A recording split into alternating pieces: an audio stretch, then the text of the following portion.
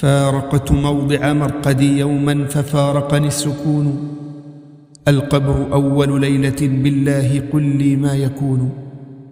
كان عثمان رضي الله عنه إذا وقف على قبر يبكي حتى تبتل لحيته، فقيل له تذكر الجنة والنار ولا تبكي وتبكي من هذا؟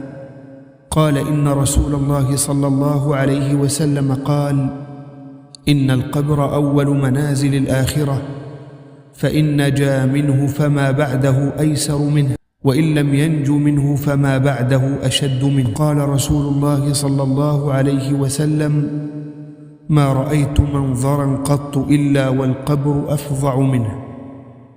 وعن البراء بن عازب رضي الله عنه قال كنا مع رسول الله صلى الله عليه وسلم في جنازة فجلس على شفير القبر فبكى حتى بل الثرى، ثم قال يا إخواني لمثل هذا فأعدوا.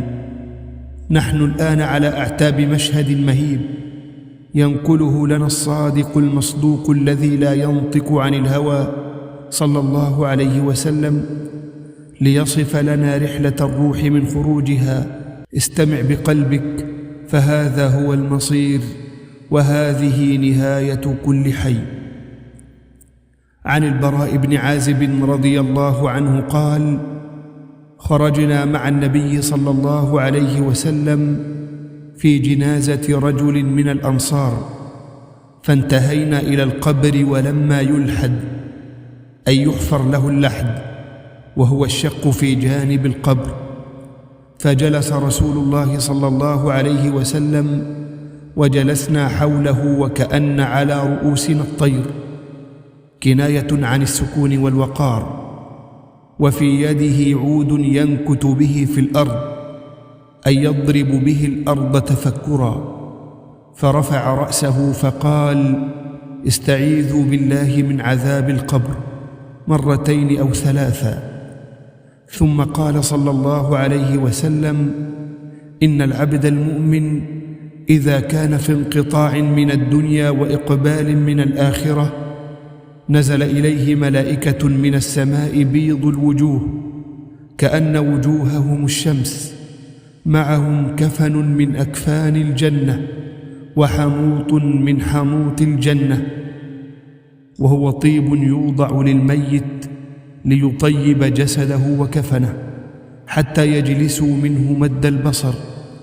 ثم يجيء ملك الموت عليه السلام حتى يجلس عند رأسه فيقول أيتها النفس الطيبة اخرجي إلى مغفرة من الله ورضوان.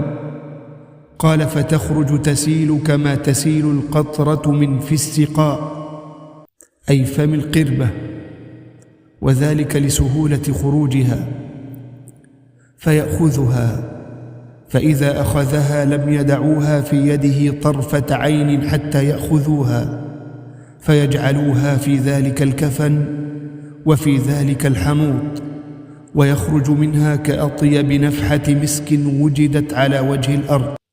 قال فيصعدون بها فلا يمرون بها على ملأ أي جماعة من الملائكة إلا قالوا ما هذا الروح الطيب، فيقولون فلان بن فلان بأحسن أسمائه التي كانوا يسمونه بها في الدنيا، حتى ينتهوا به إلى السماء الدنيا فيستفتحون له فيفتح له، فيشيعه من كل سماء مقربوها إلى السماء التي تليها حتى ينتهوا به إلى السماء السابعة، فيقول الله عز وجل اكتبوا كتاب عبدي في عليين أي في ديوان أعمال الأبرار في أعلى المقامات، وأعيدوه إلى الأرض فإني منها خلقتهم وفيها أعيدهم ومنها أخرجهم تارة أخرى. قال فتعاد روحه في جسده فيأتيه ملكان فيجلسانه فيقولان له من ربك؟ فيقول ربي الله. فيقولان له ما دينك؟ فيقول ديني الإسلام. فيقولان له ما هذا الرجل الذي بعث فيكم؟ فيقول هو رسول الله صلى الله عليه وسلم. فيقولان له وما علمك؟ فيقول قرأت كتاب الله فآمنت به وصدقت. فينادي مناد من السماء أن صدق عبدي، فأفرشوه من الجنة وألبسوه من الجنة وافتحوا له بابا إلى الجنة. قال فيأتيه من روحها وطيبها ويفسح له في قبره مد بصره. وإن العبد الكافر إذا كان في انقطاع من الدنيا وإقبال من الآخرة نزل إليه من السماء ملائكة سود الوجوه معهم المسوح، وهو الثوب الغليظ الخشن، وهو كفن أهل النار والعياذ بالله. فيجلسون منه مد البصر، ثم يجيء ملك الموت حتى يجلس عند رأسه فيقول أيتها النفس الخبيثة اخرجي إلى سخط من الله وغضب.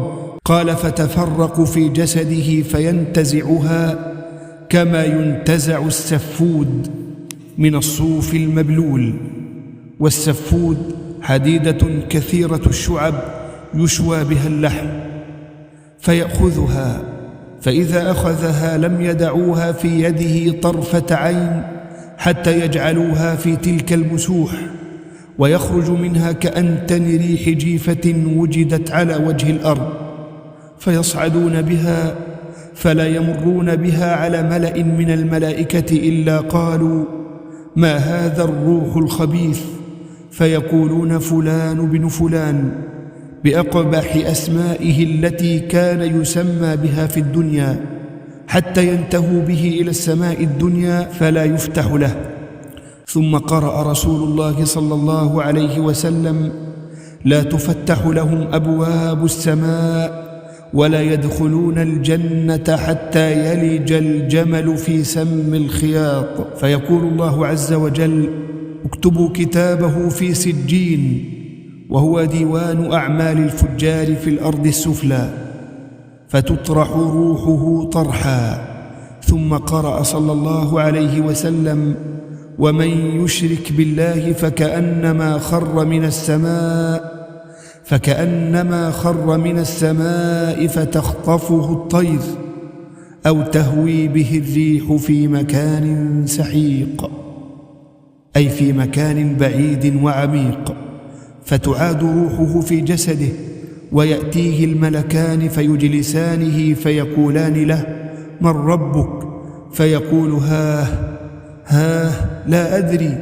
فيقولان له ما دينك؟ فيقول ها لا أدري. فينادي مناد من السماء أن كذب فأفرشوا له من النار وافتحوا له بابا إلى النار، فيأتيه من حرها وسمومها ويضيق عليه قبره حتى تختلف فيه أضلاعه، أي حتى تدخل بعضها في بعض لشدة الضغط. اللهم ثبتنا بالقول الثابت في الحياة الدنيا وفي الآخرة، واغفر لنا يا أرحم الراحمين. إن كان هذا المقطع قد لمس قلبك فلا تبخل بنشره، لعله يكون سببا في توبة أو تذكرة. وصل اللهم على نبينا محمد وعلى آله وصحبه أجمعين.